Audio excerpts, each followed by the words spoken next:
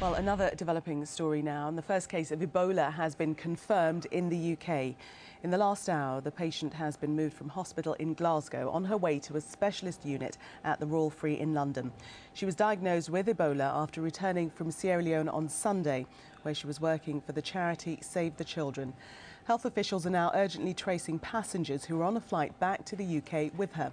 James Matthews has the latest.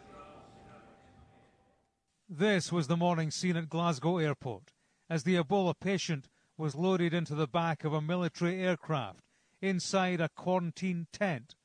All who dealt with her wore full protection suits. It was a delicate operation. She had entered the medical system at Glasgow's Gart Naval Hospital, having become feverish on her return from Sierra Leone. This was UK Ebola protocol in action. A convoy transfer first by road to the airport, and there on the tarmac was the plane which had flown in for the onward journey to London of a patient and a virus.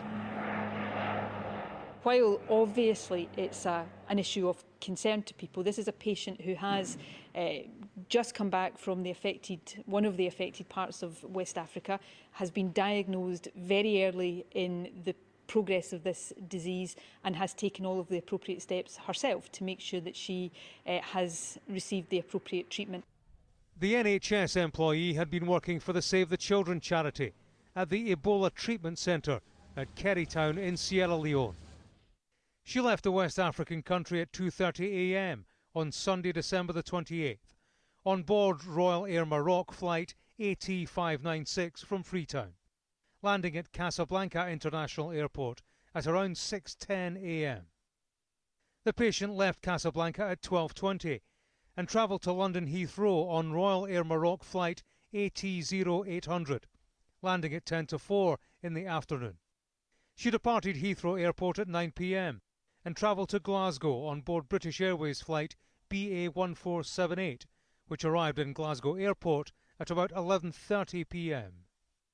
An effort is now underway to track down the passengers on both those flights.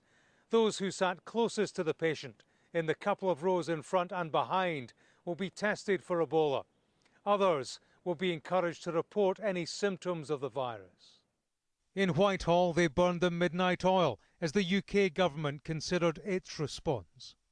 We have chaired a COBRA to make sure the UK government is doing absolutely everything it needs to keep the British public safe. I'm satisfied, having done that the procedures, the protocols, the things that we've been practicing now for months and months have now kicked in. Britain's Ebola protocol dictates that the patient is treated here at the Royal Free Hospital in London, inside its state-of-the-art isolation unit.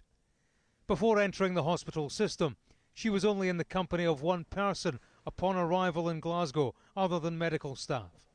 For health professionals worried about a wider spread of Ebola, that is encouraging news.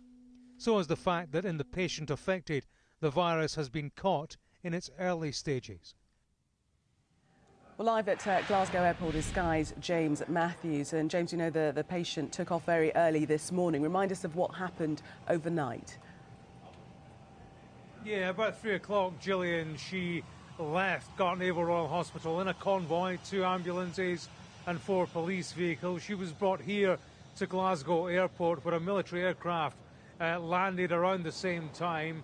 The back of the aircraft, the door was opened, and out from an ambulance stepped a woman. It's not confirmed whether or not she was the patient, but there was certainly a woman being tended to by professionals in protective suits. She herself didn't have any protective gear on. There was a face mask and a hood over the top of her head and what appeared to be a dressing gown. On stepping out of the ambulance, she was dealt with, put into this quarantine tent and rolled manually into the back of this military aircraft. Half of those who were involved in that stayed in the aircraft with her. They are making that journey to the southeast of the UK. The other half, they stayed on the tarmac, and there was some decontamination activity going on. And it's at the Royal Free Hospital, where she should arrive over the course of the next few hours, where her treatment will now begin in earnest. OK, James, thank you very much for that. We'll just